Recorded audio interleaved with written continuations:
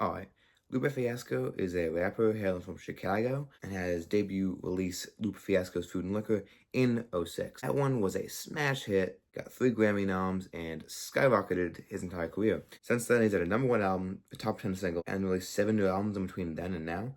And now we're here, a couple days ago, June 28th, 2024, his new album, Samurai.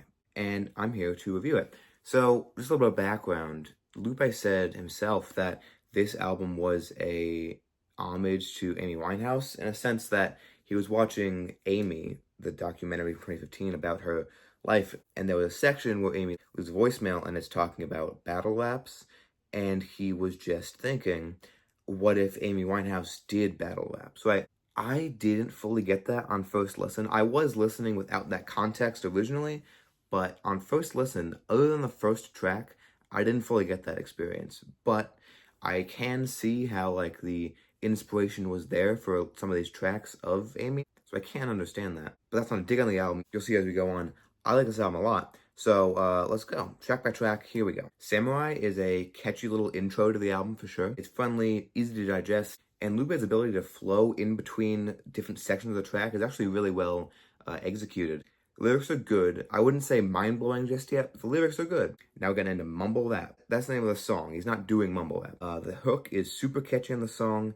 There was a nice little bass there that's really, really nice. But in certain senses, it just feels a little bit basic. I mean, I think Lupe does put his own spin on it, but it feels just that little bit more basic than I would have liked, maybe.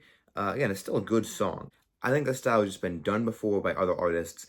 Sometimes better, sometimes worse for sure. This is definitely not the worst version of this. The beat's pretty minimalist. I think if they added some more elements to it, it would have been more of an interesting listen, but still a good listen. The alarm sound, though, on this track is... Oh, Lupe. I did not like that.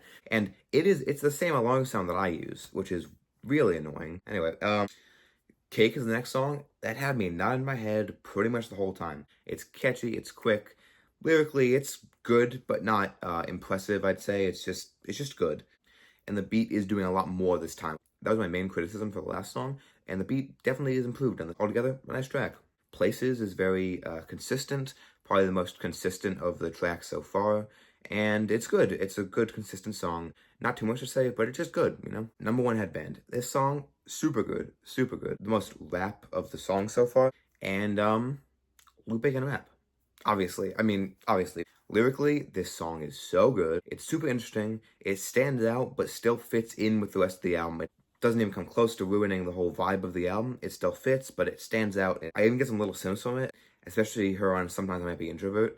I get that vibe a little bit. Bigfoot is some more actually rapping rap. It's more low-key than #1 headband, but it's also missing that little click that #1 headband had for me. It's still good. I just think it could be a little bit better. But, you know, it's not a bad song at all. It's still a good song. Outside feels like a nice mix between the rap of the last 2 songs and the chilled out catchiness of the first couple tracks. It really mixes it well.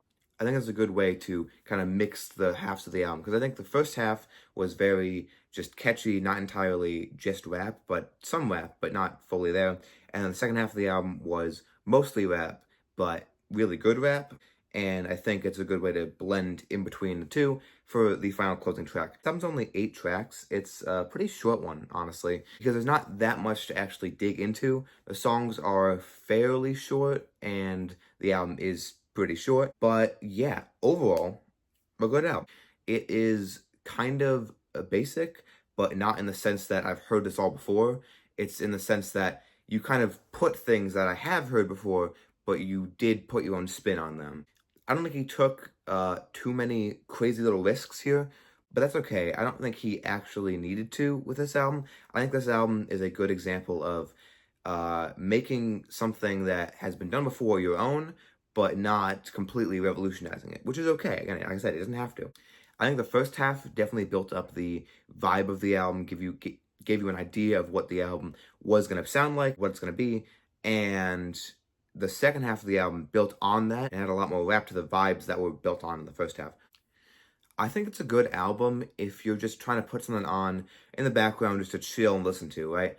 I think it's good for that, but then in other parts, it's good for if you want some good lyrics, and if you're just looking for the good lyrics, I'd suggest listening to the second half of the album. But if you want something to chill and vibe to, you can listen to the whole album or just the first half. The album feels really polished. I will say that this album feels very well made and very polished, and it feels finished. Nothing feels incomplete about this.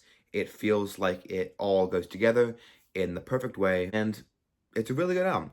So I think for the score, we're gonna go with an 84. That's the score. So yeah, it's a good album. Definitely a really quality rap album. And yeah. So what did you think of the album? Did you like it? Leave a comment, tell me why. Leave a like, subscribe, and I'll see you in the next one. Goodbye.